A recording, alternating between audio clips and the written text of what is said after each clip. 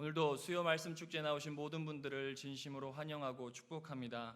우리 3일 만에 믿음의 식구들을 만났는데요. 오늘은 이렇게 인사하면 좋겠습니다. 하나님께서 성도님의 삶을 책임지실 것입니다. 함께 인사하겠습니다.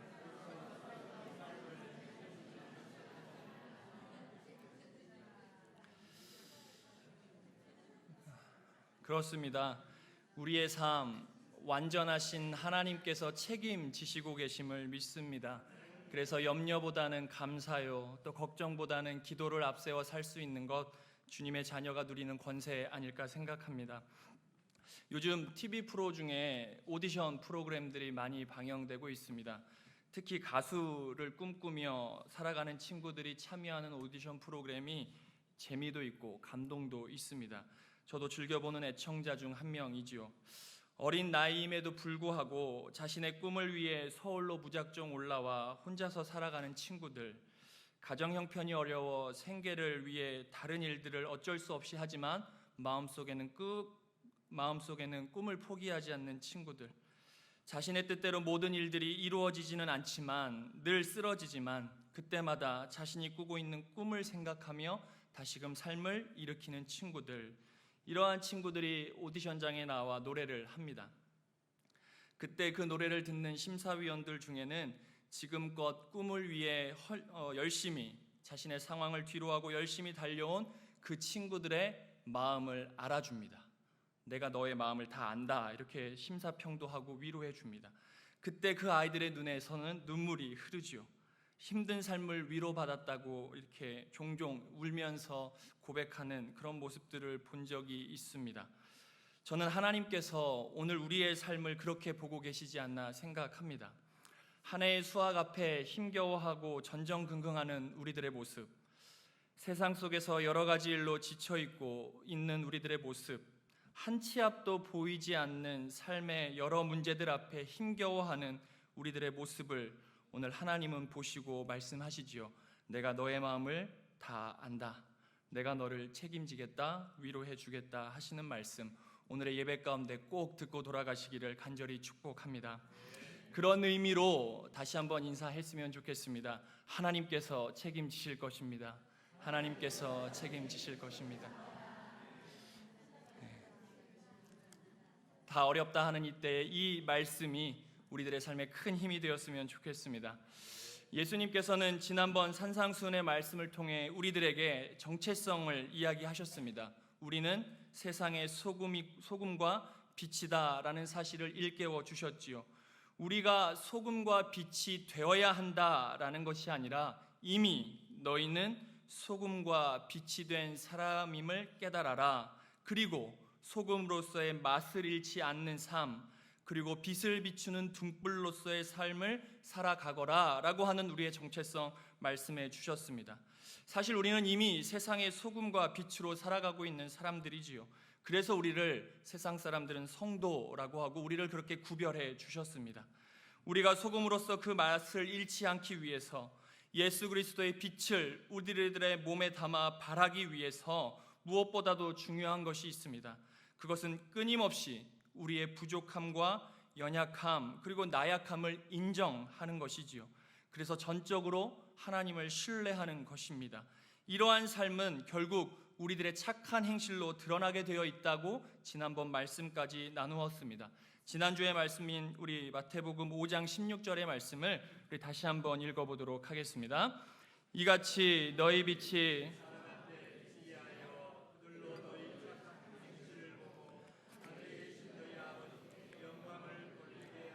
아멘. 성도의 삶의 모습은 자연스럽게 그 착한 행실이 드러나게 되어 있습니다. 소금으로 살아가는 우리들의 삶은 자연스레 맛이 나게 되어 있고, 빛을 발하고 사는 성도의 삶은 우리들의 몸에서 예수 그리스도의 빛이 드러나게 되어 있는 것입니다. 우리의 삶을 통해서 말입니다. 어떻게 드러나겠습니까? 바로 우리의 착한 행실, 착한 행동으로 드러나게 되어 있습니다. 그렇다면 우리는 여기서 질문 하나가 생기게 됩니다. 우리가 드러내야 할 착한 행동이 무엇인가? 어떤 의미에서의 착한 행동, 이것을 예수님께서 말씀하시는가? 우리는 물어야 되고 그 답을 찾아야 하지요. 이에 대한 대답으로 주신 말씀이 바로 오늘 우리들이 읽은 마태복음 5장 17절에서 20절 율법에 관한 말씀입니다. 사실 오늘부터가 산상수훈의 본론이라고 해도 과언이 아닐 것입니다. 오늘 우리들이 추구해야 할 착한 행동이 다른 말로 이야기하면 우리의 의가 율법학자와 바리새파 사람들의 의와 어떻게 구별되어야 하는지를 예수님께서 말씀해 주고 계시는 것입니다. 예수님께서는 유대교가 가르치는 의에 대해서 그 견해를 좀 달리 하셨습니다. 아니, 견해를 달리 하신 정도가 아니라 어떤 면에서는 상당히 도전적, 그 시대에는 되게 도전적이기까지도 하셨습니다. 율법학자와 바리새파 사람들이 추구하는 그런 정도의 의로는 결코 하늘나라에 들어갈 수 없다는 부정적 입장도 가지고 계셨습니다. 예수님께서는 율법적인 의의 한계를 지적을 하신 것이지요. 그래서 예수님의 말씀은 마치 율법을 폐해야 한다는 이야기로 그 당시 사람들에게는 들리기도 했습니다. 율법을 부정적으로 생각하고 율법을 부정하는 사람으로 취급받기도 하셨다는 이야기입니다. 오늘 우리들이 읽은 5장 20절의 말씀 우리 한번 읽어보도록 하겠습니다. 내가 너희에게 이르노니 너희 의가 서기관과 바리새인보다 더 낫지 못하면 결코 천국에 들어가지 못하리라. 아멘. 예수님이 율법을 생각하시는 이야기입니다. 그런데 또 그렇지만도 않은 게 오늘 본문 17절의 말씀을 보면 예수님은 또 마치 율법을 긍정적으로 이야기하고 계심을 볼 수 있습니다. 우리 17절의 말씀도 함께 읽어보도록 하겠습니다. 내가 율법이나 선지자를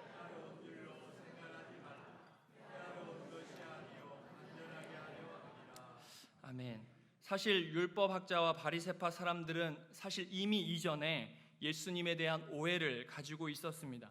예수님께서 전파하시는 천국 복음에 대해 그들은 오해를 갖고 있었다는 이야기입니다. 또한 예수님에게로부터 몰려드는 많은 사람들을 보면서 예수님이 행하시는 많은 이적과 가르침들을 대하면서 그들은 예수님을 경계하기도 했습니다.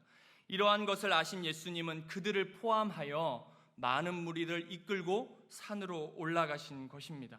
그렇다면 예수님께서 말씀하신 율법의 완성은 무엇을 의미하는 것일까요? 이 말은 율법학자들과 바리새파인들보다 더 나은 의가 무엇이냐라고 하는 물음과도 그 맥을 같이 하고 있습니다. 마태복음의 저자인 마태를 비롯해 그 당시에 유대인이면서 동시에 예수님의 가르침을 따르는 그리스도인들이 있었습니다. 유대인이면서 동시에 그리스도인이었던 그런 사람들이 있었다는 이야기입니다. 그들은 유대 사회 속에서 늘 정체성의 혼란을 겪었습니다.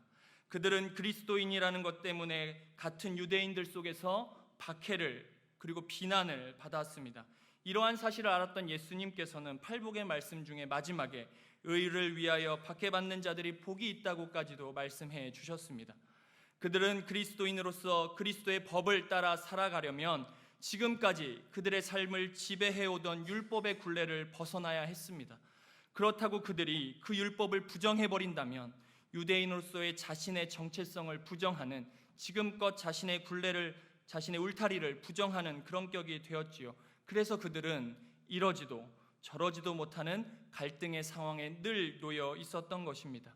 이러한 갈등 상황에 있는 유대인이면서 동시에 그리스도인들에게 예수님께서는 오늘 5장 17절의 말씀을 하시고 계시는 것이지요. 내가 율법이나 예언자들의 말을 폐하러 온 줄로 생각하지 말아라. 폐하러 온 것이 아니라 나는 완성하러 왔다라고 이야기해 주시는 것입니다. 예수님의 말씀이 좀 이해되십니까? 예수님께서는 이러지도 저러지도 못하는 유대인이면서 동시에 그리스도인들에게 자신은 율법을 폐하러 온, 너가 걱정하는 것처럼 폐하러 온 사람이 아니라 오히려 그 율법을 단단하게 하고 완성하기 위해 왔다고 걱정하지 말라는 위로의 말씀이기도 했습니다. 그들의 불안한 마음을 불식시키는 말씀이었다는 것입니다. 동시에 율법의 완성은 유대인들의 율법적인 의를 능가하는 더 나은 의를 추구해야 함을 동시에 그들에게로 과제로 던지고 계시는 것입니다. 사랑하는 여러분, 우리들 역시 세상 속에서 이러한 정체성의 혼란을 겪고 있지는 않으십니까? 우리는 세상 속에 있으면서 동시에 세상에서 참 그리스도인으로 살아가는 사람들입니다. 세상의 가치를 따라 살지 않고 오히려 그 세상의 가치 속에서 하나님의 법을 따라 하늘의 가치를 따라 살아가는 사람들, 바로 저와 여러분들이지요. 하지만 세상의 가치를 버리자니 삶에서 계속 뒤처지는 것 같고 계속해서 손해보는 것 같습니다. 그렇다고 모든 것을 하나님께 맡기자니 그것도 왠지 현실 속에서 동떨어지는 것 같은 불안한 마음 늘 한켠에 가지고 있는 게 저와 여러분들이라는 것이지요. 우리도 오늘 유대인들처럼 동시에 그리스도인이었던 그들처럼 이러지도 저러지도 못하고 살고 있는지는 않습니까? 이러한 우리들에게 예수님께서 오늘 말씀하십니다. 내가 세상의 가치를 폐하러 온 줄로 생각하지 말아라. 폐하러 온 것이 아니라 오히려 그것을 완전하게 하려고 내가 왔다라고 어쩌면 오늘 우리들에게 하시는 말씀인지도 모르겠습니다. 예수님께서는 율법을 폐하러 오지 않았다는 이유에 대해서 18절에서 계속 설명하고 계십니다. 오늘 본문 18절의 말씀을 함께 읽어보겠습니다. 진실로 너희에게 이르노니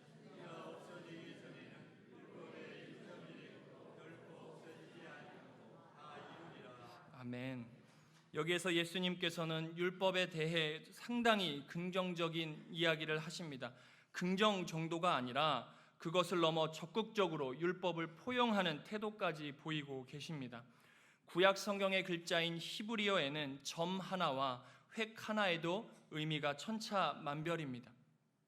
그래서 예수님께서는 1.1획이라고 하는 구약이라고 하는 율법이라는 용어를 쓰신 것이지요. 하지만 18절에 다 이루리라 라고 쓰여진 이 말씀의 본뜻은 구약 성경에 적힌 율법은 1.1획도 결코 없어지지 않을 것이다 라고 하는 그 의미가 담겨져 있습니다. 다시 말해 오늘 본문 18절의 본 의미는 구약 성경으로 대표되는 율법, 유대인들이 그토록 부여잡는 그 율법은 1.1획도 결코 없어지지 않을 것이다 라고 예수님이 말씀하시는 것입니다. 그렇기 때문에 예수님께서는 그 율법을 가르쳐야 하고 지켜야 함을 계속해서 말씀하고 계십니다. 오늘 본문 19절의 말씀을 함께 읽어보겠습니다. 그러므로 누구든지 이 계명 중에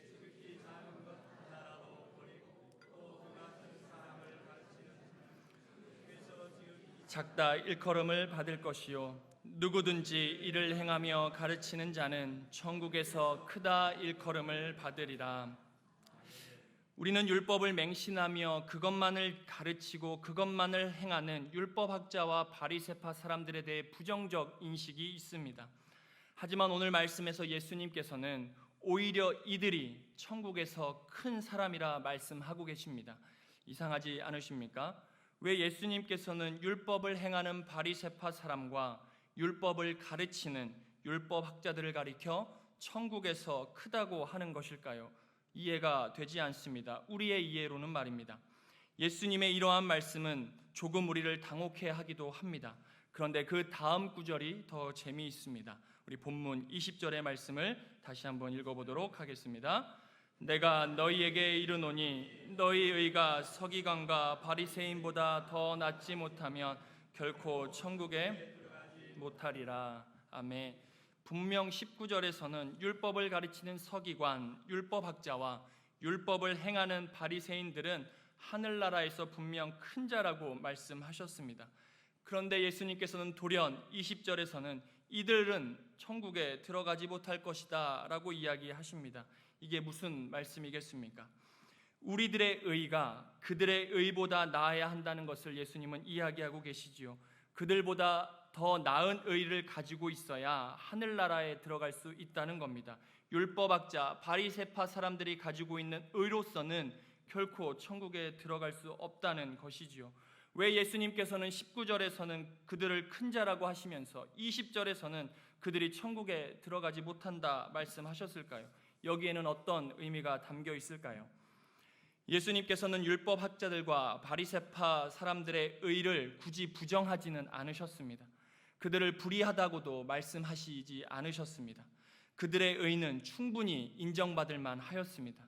그래서 하늘나라에서 큰 자다라고 이야기하셨던 것입니다. 그러나 우리는 그들로 대변되는 의인들보다 더 나아야 한다는, 세상의 소금과 빛인 너희는 그들의 의보다 더 나아야 한다는 것을 그들에게 이야기하고 계시는 것입니다. 사실 이 의에 관한 이야기는 우리의 구원과도 연결되어 있습니다. 의로워야 구원받을 수 있다는 생각은 유대교에 있는 유대인들이나 예수님이나 크게 다르지 않는 의견이었습니다. 문제는 어떻게 해야 의로울 수 있느냐 하는 그것이 문제였습니다. 이 어떻게를 놓고 유대교와 예수님의 견해는 가르침은 달라졌습니다. 유대교의 구원관은 율법을 행함으로써만 구원을 받을 수 있었습니다. 그들은 율법을 행하여야만 의로울 수 있다고 말하는 사람들이었습니다. 그렇기 때문에 오늘 본문 20절에서 그들의 의는 율법적인 의임과 동시에 행위로서의 의를 이야기하시기에 결코 천국에 들어갈 수 없다 말씀하신 것입니다. 쉽게 말하면 겉으로 드러나는 행위로만 구원받을 수 있다는 유대교의 가르침에 예수님께서는 반대하셨던 것이고, 진정한 의미의 의는 겉이 아니라 속이 의로워야 한다는 것을 말씀하고 계시는 것입니다. 다시 말해 행위로 의로워지는 것이 아니라 행위를 가능케 하는 마음의 동기로 의로워질 수 있다는 이야기를 하고 계시는 것이지요. 사랑하는 여러분, 오늘 우리 모두는 하나님의 은혜에 감사하여 함께 예배를 드리고 있습니다. 분명한 사실입니다. 그 행위가 오늘의 예배드림으로 드러나고 있는 것이지요. 하지만 죄송하게도 오늘 우리 모두의 예배는 하나님께서 받으실 수도 있지만 누군가의 예배는 받지 않으실 수도 있다는 이야기입니다. 가인과 아벨이 하나님께 동일한 행위로 제사를 드렸지만 가인의 예배는 받지 않으셨습니다. 아벨의 예배만 하나님께서 받으셨던 것처럼 어쩌면 오늘 우리의 예배에서도 마찬가지라 생각합니다. 행위는 동일하지만 이 행위를 가능케 한 마음은 서로 다르기 때문이지요. 바로 우리의 속, 마음이 문제라고 하는 것입니다. 이 말은 모두 다 예배를 드리고 있어도 실상 모두가 예배자의 모습은 하나님 보시기에 아닐 수도 있다라는 이야기입니다. 하나님께서는 그 마음의 중심을 보는 분이기 때문이지요. 우리 마태복음 23장을 한번 찾아보도록 하겠습니다. 마태복음 23장 27절과 28절의 말씀을 우리 찾아서 함께 읽어보도록 하겠습니다. 마태복음 23장 27절과 28절의 말씀입니다. 우리 함께 읽겠습니다. 화 있을진저 외식하는 서기관들과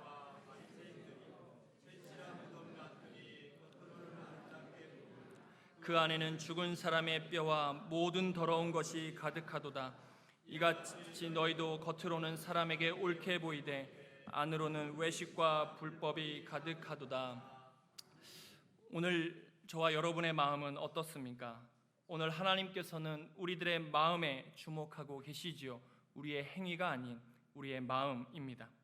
우리들의 마음이 무엇을 어떻게 생각하느냐에 따라 율법학자와 바리새파보다 더 나은 의를 추구할 수 있느냐, 오늘 예수님께서는 그것을 우리에게 도전하고 계시는 것이지요.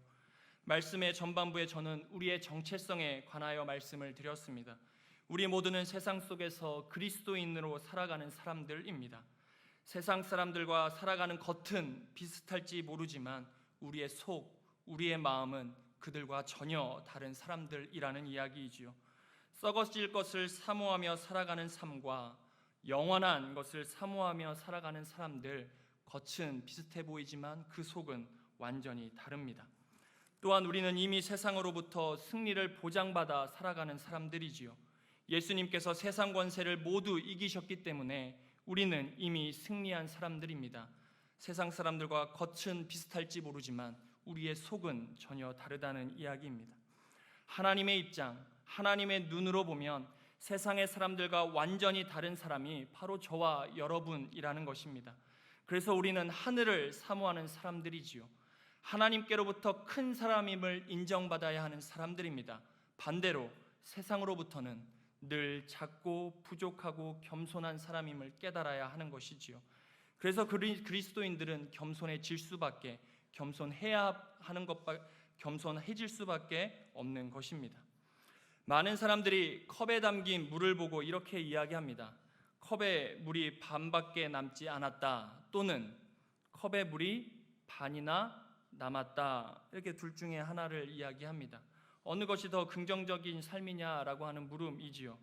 반밖에 남지 않았다고 생각하며 살기보다는 야, 반이나 남았다라고 생각하며 살아가는 것이 긍정적인 삶을 이렇게 이끌어간다는 이야기입니다. 하지만 진정한 신앙인은 이렇게 두 가지로 대답하지 않습니다. 남아있음을 보지 않는다는 이야기입니다. 반이나 남았다가 마치 긍정적인 말처럼 보이지만 사실 반밖에 남지 않았다나 반이나 남았다나 모두 남아있음에 대한, 즉 컵에 물이 비어가고 있음을 전제하는 이야기입니다. 그래서 사실 이 두 이야기 다 부정적 이야기라 할 수 있습니다.